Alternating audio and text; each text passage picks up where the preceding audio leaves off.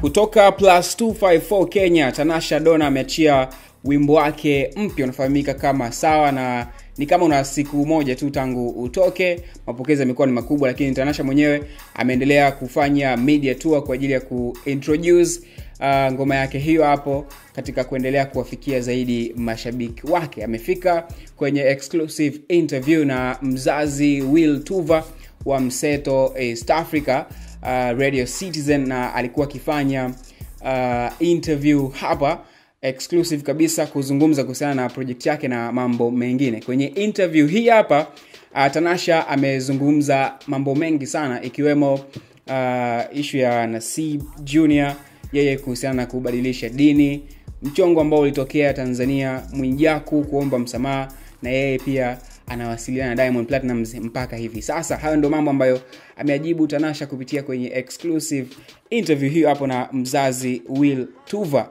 La kwanza kabisa lilikuwa ni kuhusiana na yeye Tanasha kubadilisha dini. Will Tuva alimuuliza kuhusiana na ni kweli Tanasha amebadilisha dini, na yeye mwenyewe alikubali kuwa amebadilisha dini na amekuwa Muislamu, lakini kwake ilimchukua mwaka mmoja Tanasha kuweza kufanya research ya dini hiyo hapo ya Kiislamu, na baadaye akaona kuwa atakuwa ni mwenye furaha kuwa kwenye dini hiyo, basi akaweza kubadilisha na kuwa Muislamu. Na tukio hili hapa lilifanyika Januari Kigoma, ikiwa ni huku Dar es Salaam Tanzania. Kwa sasa hivi Tanasha yuko zake Kenya.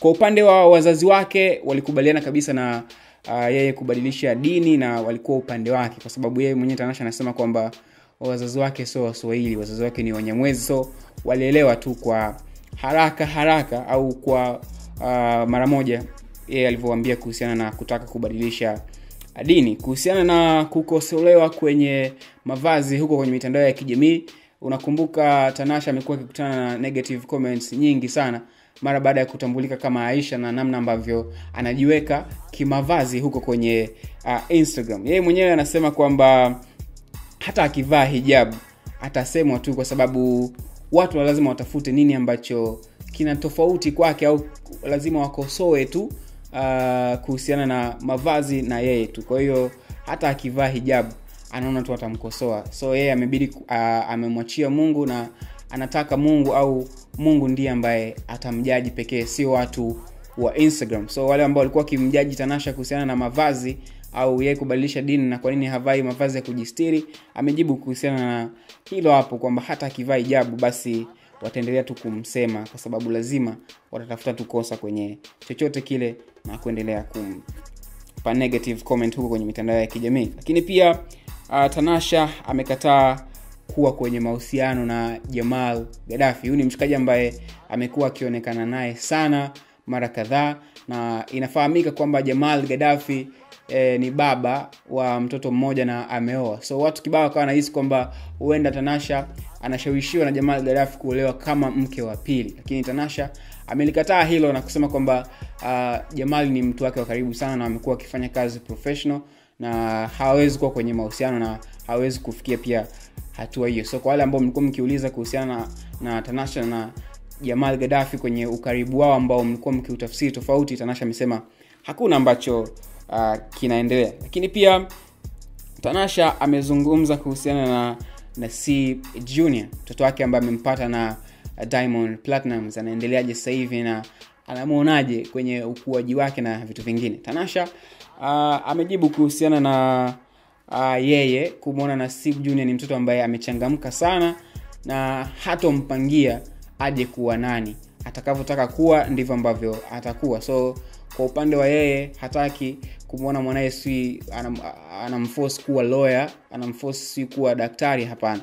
Atakachokichagua Nasib Junior kuwa ukubwani ndicho ambacho Tanasha atakisupport kwa ukubwa huo. So anazidi kutuaminisha kwamba Nasib Junior yuko kwenye mikono salama, na malezi yake pia yanazingatia ile hali ya mtoto kukua katika malezi bora kabisa, kwani mama amekuwa akimwangalia mwanae tangu anakuwa, na uchangamfu wake unampa matumaini Tanasha kuja kuwa na kijana ambaye atakuwa amechangamka sana kwa mujibu wake pia yeye mwenyewe. Sasa hivi Tanasha hayuko kwenye mahusiano ya kimapenzi. Mzazi Will Tuva alimuuliza kuhusiana na mwanaume au sifa za mwanaume ambaye anamtaka endapo itatokea atataka kuwa kwenye mahusiano ya kimapenzi. Tanasha alijibu akisema kuwa yeye anapenda mwanaume mchapakazi, lakini pia mwenye hofu ya Mungu, lakini asikose muonekano mzuri.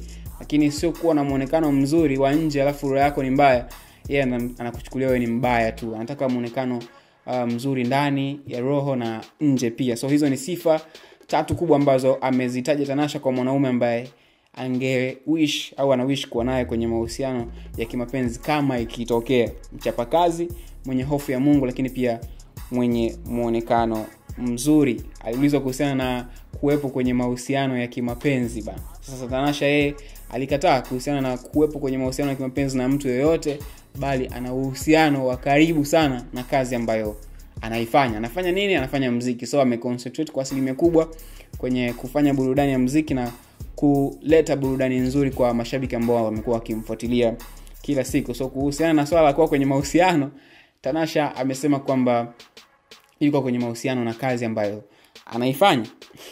Juzi kati hapa bana, kaka yetu ambaye amekuwa akiongea sana kuhusiana na maisha ya mastaa tofauti kwenye mitandao ya kijamii, Mwijaku, alijitokeza na kuomba radhi mbele ya waandishi wa habari kuhusiana na kusema kwamba mtoto wa Tanasha ni wa kwake. Tanasha pia amelizungumza hili kwenye hii exclusive interview, na yeye pia amesema kwamba kuhusiana na swala la Mwijaku, ni kweli alifanya uamuzi wa kwenda kisheria zaidi, kwa sababu haiwezekani mtu ambaye hamfahamiani wala mjai kuonana akakuzungumzia kama mtu ambaye mmewahi kuonana, na tena akana mzungumzia mtoto ambaye hamjui hata ambavyo amepatikana. So Tanasha alisema kwamba ni kweli yeye na mzazi mwenzake, namzungumzia Diamond Platnumz, walifungua kesi na walitaka kumpeleka mahakamani Mwijaku, lakini kutokana na kuomba msamaha pia wao wamesamehe. Lakini walikuwa wanauliza pia kuhusiana na yeye na Diamond Platnumz imekuaje, anasema kwamba wanawasiliana kwa sababu wao sio maadui, na kuunfollow wasanii na watu wa karibu wa WCB Wasafi, yani familia ya Diamond Platnumz, ilikuwa ni kuepusha kuendelea kuyaona yale ambayo yalikuwa yakiendelea, kwa sababu alikuwa akipitia kipindi kigumu mara baada ya kuachana na Diamond Platnumz. Kwa hiyo kuendelea kuwaona kina Rayvanny wakipop up kwenye page yake, kina Lukamba, kina nani, haikuwa picha nzuri kwake. So ndio maana aliamua kuwa unfollow, lakini na Diamond Platnumz hawana ubaya wote na bado wanaendelea kuwasiliana kama baba wa mtoto. So wale waliouliza kuhusiana na kuwa unfollow amejibu hilo, na bado anawasiliana na Diamond Platnumz. Lolote kwenye hili, kwa haya ambayo ameongea Tanasha kwenye hii exclusive interview, una maoni gani? Niachie hapo kwenye uwanja wa comment. Hii ni On Trending na asante kwa DSTV.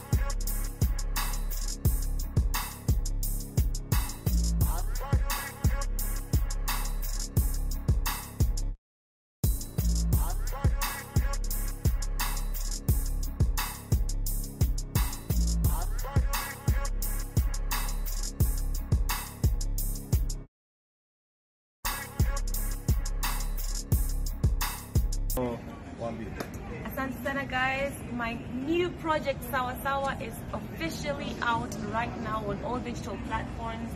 Nende muangalie video kwenye YouTube. That's right. And I really appreciate your support and for having me today. Awesome. Icheki basi kwenye YouTube sasa hivi kazi yake, na pia msikize kwenye Mambo